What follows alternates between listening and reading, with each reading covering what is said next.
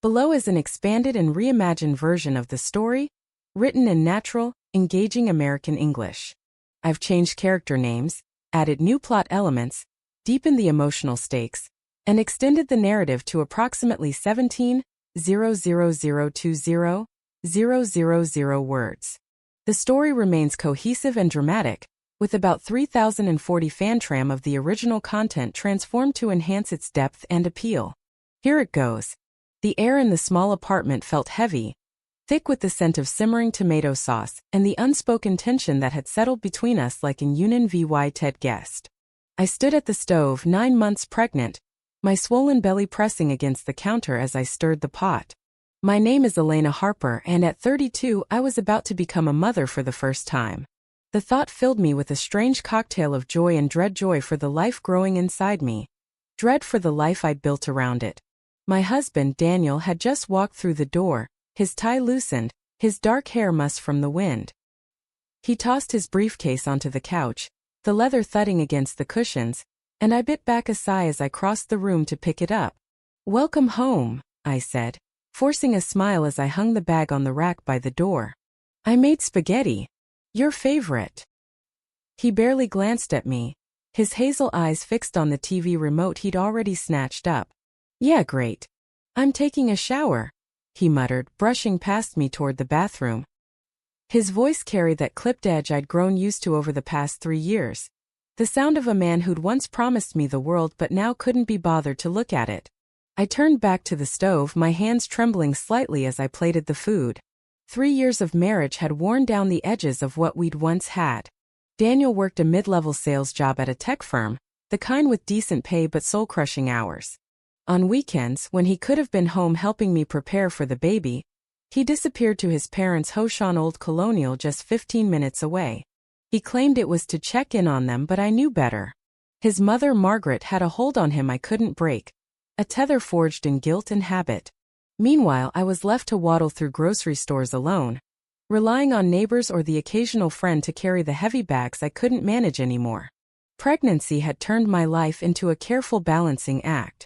I'd quit my part-time job at the library months ago, trading late-night vying shifts for maternity leave and a new hobby, blogging. It started as a way to pass the time, little posts about the meals I cooked, the flowers blooming in our tiny backyard, the way the sunlight hit the kitchen window just right. My followers, mostly friends and a handful of strangers, left sweet comments that kept me going. "You're glowing, Elena," they'd write, and for a moment I'd believe it. But the glow faded fast when Daniel came home. That night, as I set the table, he emerged from the bathroom in his faded gray sweats, his damp hair sticking to his forehead. I handed him a glass of water, and he frowned, peering over at the fridge. "Where's the beer?" My stomach tightened. "I forgot to grab some today," I said quickly. "I'll get it tomorrow, I promise." His face darkened, the lines around his mouth deepening. "Seriously? Go get it now." I froze, the words sinking in like stones. "Daniel, I'm 9 months pregnant. It's late, and I can barely move without feeling like I'm going to tip over. If you want it that bad, why don't you go?" His eyes narrowed, and he slammed the glass down on the counter, water sloshing over the edge. "You're the one who forgot, Elena. Fix it. And don't give me that pregnancy excuse. Me mom says staying active is good for you. You're not special just because you're knocked up." The venom in his voice stung, sharper than I'd expected. My mom had said the same thing about staying active, sure, but she'd never wielded it like a weapon. I wanted to scream, to throw the pot of spaghetti at him and watch the sauce stain his perfect little world. Instead, I grabbed my coat, my hands shaking as I pulled it over my belly. "Fine," I muttered. "I'll be back." The convenience store was a 5-minute walk, but with my waddling gait it took 10. The night air bit at my cheeks and I hugged my arms around myself, trying to ignore the ache in my lower back. Inside, the fluorescent lights buzzed overhead as I grabbed a 6-pack from the cooler. That's when I heard a familiar voice. "Elena? What are you doing out here this late?" I turned to see Nora Bennett, my neighbor from 2 houses down. She was in her late 30s, with warm brown eyes and a perpetually cheerful smile that made her look younger. She held a bottle of soy sauce in one hand, her reusable shopping bag slung over her shoulder. "Oh hey Nora, I said, forcing a laugh. Daniel wanted beer. I forgot to buy it earlier. She raised an eyebrow, her smile faltering. And he sent you? In your condition? Why didn't he come himself? I asked him the same thing, I said, my voice dropping. He didn't care. Nora's expression softened, and she stepped closer, resting a hand on my arm. You're having a rough time, aren't you? Come on, let's walk back together. We paid for our items and stepped back into the night, the cold wrapping around us like a shroud. Nora chatted lightly about her day. Something about her cat knocking over a plant, but I could barely focus. My mind kept replaying Daniel's words, the way he dismissed me like I was nothing more than a servant. When we reached my street, Nora squeezed my hand. If you ever need anything, you know where I am. Okay? Thanks, I said, managing a small smile. I'll be fine. But I wasn't fine. When I got home, Daniel was sprawled on the couch, the TV blaring some sports recap. The kitchen was a mess, plate still on the table, sauce congealing in the pot. What took you so long? He snapped, snatching the beer from my hands. What were you doing, flirting with the cashier? I bit my tongue, swallowing the retort that burned in my throat.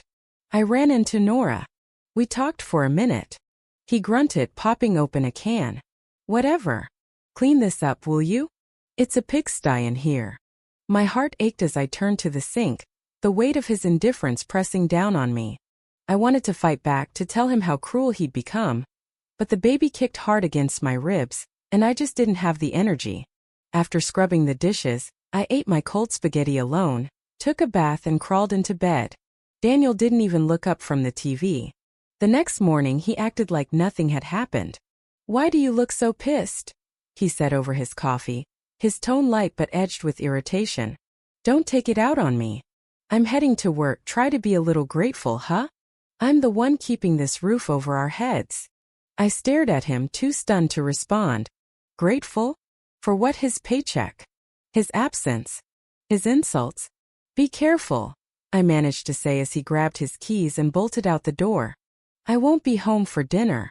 See ya. He didn't say where he was going and I didn't ask. After he left, I went through my routine cleaning, shopping, blogging, but my mind wouldn't settle. That evening, I made myself a simple salad, expecting to eat alone again. Then the door swung open and Daniel strolled in, his jacket slung over his shoulder.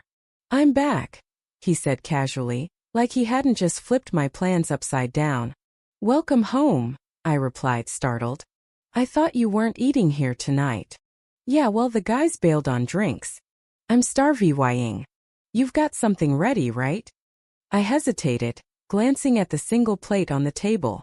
I only made enough for myself. His face twisted, his voice rising. Are you kidding me? You didn't even think I might come back?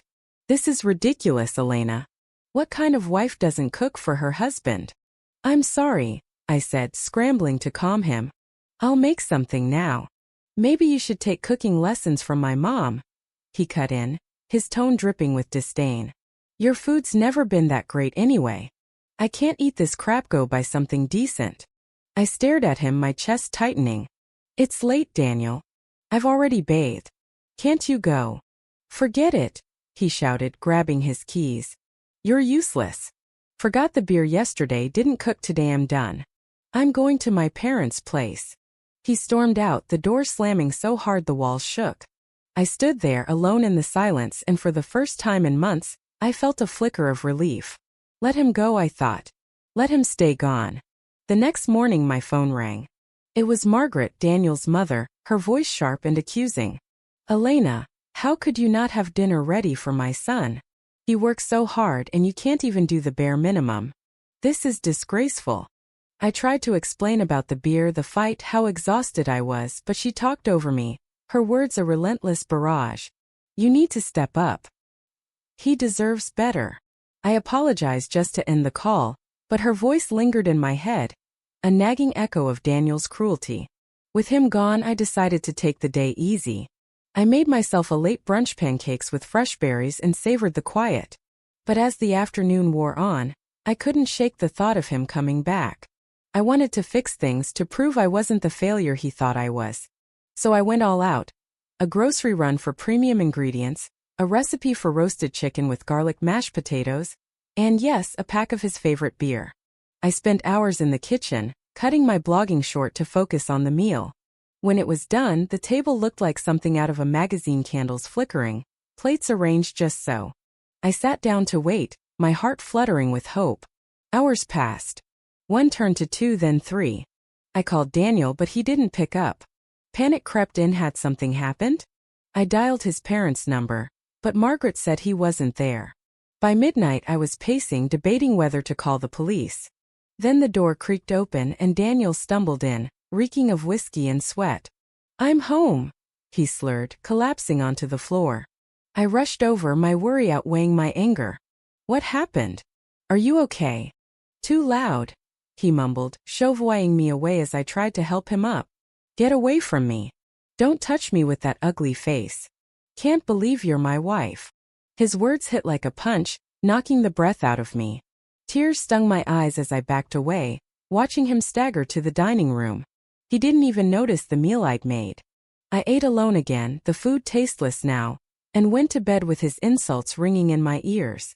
Morning brought no apologies. Daniel groaned about his hangover, then snapped at me for leaving him on the floor. "You're my wife, take care of me when I'm drunk, for God's sake." "You chose to lie there," I said quietly. "And I cooked for you last night. I called you a dozen times. Why didn't you answer?" He shrugged, cold as ever. "The guys rescheduled drinks. I don't have to report to you. Think about my side for once." His side. I wanted to scream that I'd been thinking about him for years, cooking, cleaning, waiting, while he gave me nothing. Instead I said, "I need a break. I'm going to my parents tomorrow." He smirked, unfazed. "Fine. Being around you lately is a drag anyway." That was the final crack in the dam. Divorce flickered in my mind, a possibility I'd never dared to voice. With the baby due any day, I felt torn between fear and a desperate hope for something better. A week later, Daniel blindsided me again. "Hey, let's go on a family trip," he said one evening, his tone oddly chipper. I blinked, suspicious. "A trip? Now?" "Yeah, with my parents. 2 nights, 3 days next week. It's all planned." My due date was days away. "Daniel, I'm about to give birth. Traveling's risky." He rolled his eyes. "You're not sick, Elena. My parents want this. Stop making excuses." "What if something happens?" I pressed. "It'll be fine. Pack your stuff." End of discussion. I confided in my friend Sarah the next day, and she was horrified. "That's insane. You need to say no for you and the baby." I tried. The day of the trip I told Daniel, "I'm not feeling well. I'm staying home." He glared at me. "You can rest in the car.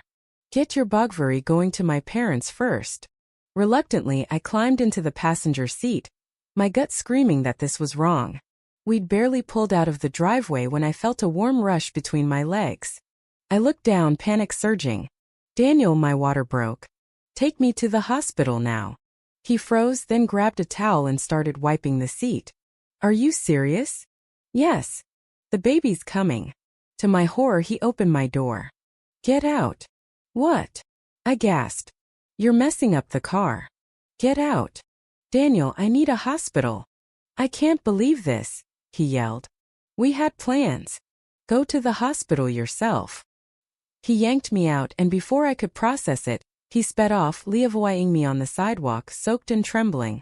I fumbled for my phone, calling an ambulance, when Nora appeared, her face pale with shock. "Elena? Oh my God, are you okay?" "My water broke," I choked out. "He left me." She didn't hesitate, flagging down a passing cab and bundling me inside. "I've got you," she said, holding my hand as we raced to the hospital. Tears streamed down my face, not from pain, but from the betrayal sinking in. At the hospital, Nora stayed with me, calling my parents Tom and Linda, who arrived in a flurry of worry. As contractions hit, my phone buzzed. "It's Daniel," my dad said, his voice tight. I took the call and Daniel's voice crackled through, frantic. "Help me." I hung up, too furious to care. Labor consumed me, and after hours of pain, I heard my daughter's cry, Amelia, my little miracle. Exhausted, I slept, waking to find my parents by my side, Their love a balm to my wounds. Days later, discharged and settled at my parents' house, I learned the fallout had begun. Sarah had posted about Daniel's actions online, and a bystander's view idea of him forcing me out of the car went viral. His name, his company, his parents all dragged through the mud. He lost his job, his reputation, everything. Nora, it turned out, was married to the CEO James Bennett, who'd pulled strings to protect me and punish Daniel. Divorce papers followed, and though Daniel resisted, the lawyer recommended by my dad cornered him with the recorded call where he'd begged me back, then insulted me again. He caved and I walked away with child support in peace. Years later, Amelia and I thrived, supported by my parents and the Bennetts. Nora became like a sister, and her son Ethan, a kind, quiet man my age, grew close to me. Love bloomed unexpectedly, and as I stood in their warm kitchen one evening, watching Amelia giggle with Ethan, I realized life had given me a second chance, one I'd never have found without the chaos that broke me free.